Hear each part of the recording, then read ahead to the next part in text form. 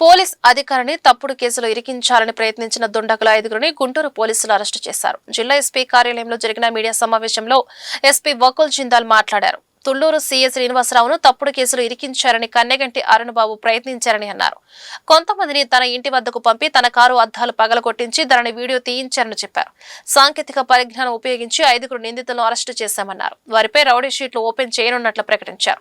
ఇటువంటి నేరాలకు పాల్పడేవారు ఎంత వారిని ఉపేక్షించేది లేదని ఎస్పీ హెచ్చరిక జారీ చేశారు. ఈ కార్యక్రమంలో డీఎస్పీ అరవింద్, సిఐ గంగా వెంకటేశ్వర్లు పాల్గొన్నారు.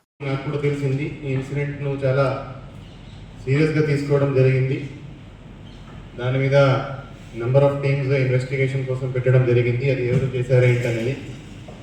సో ఎఫ్ఐఆర్ చేసాము. ఎఫ్ఐఆర్ చేసినాక టీమ్స్ ఫామ్ చేసి ఇది ఎలా జరిగింది, ఏం జరిగింది అనేది ఇన్వెస్టిగేషన్ చేస్తే దాంట్లో tower dump, CDR, CCTV footage అన్నీ పరిశీలించాము.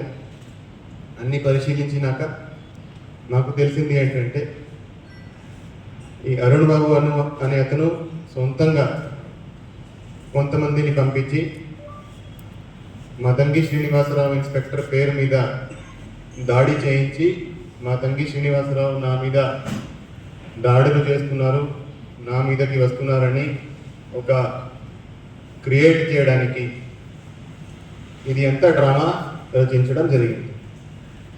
ఈ డ్రామాలో భాగంగా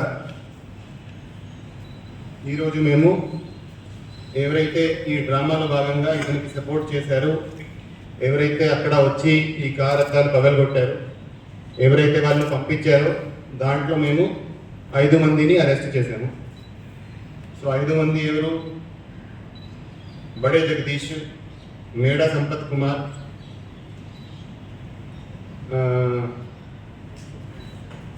ఆదర్శ్ బాబు, Prasanna Reddy and Saibaba.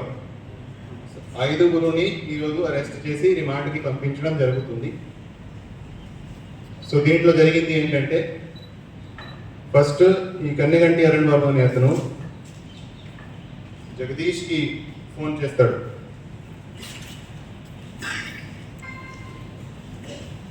So జగదీష్కి phone చేసి ఈ మా తంగి శ్రీనివాసరావును మేము ఏదో విధంగా ఫ్రేమ్ చేయాలి,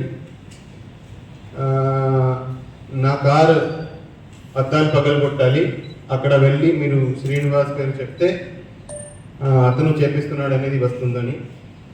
సో ఎప్పుడైతే ఆ జగదీష్కి ఫోన్ చేశాడో అతనితో పాటు సంపత్ కూడా ఉన్నాడు. సంపత్కి కూడా అది చెప్పడం జరిగింది.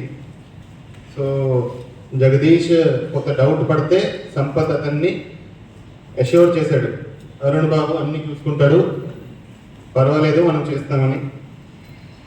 తర్వాత వాళ్ళు ఇద్దరు ప్లాన్ చేసుకొని ఈ సంపత్ అనే అతను కావూరి అశోక్ అనే అతన్ని పిలవడం జరిగింది. కావూరి అశోక్ అనే అతను అక్కడ వెళ్ళి చేపిస్తాడని వాళ్ళని పిలవడం జరిగింది. తర్వాత వీళ్ళు ఇటు తిరుగుతున్నారు, ప్లాన్ చేస్తున్నారు. ఆ మధ్యలోనే అరుణ్ బాబు మళ్ళీ ఫోన్ చేస్తాడు జగదీష్కి.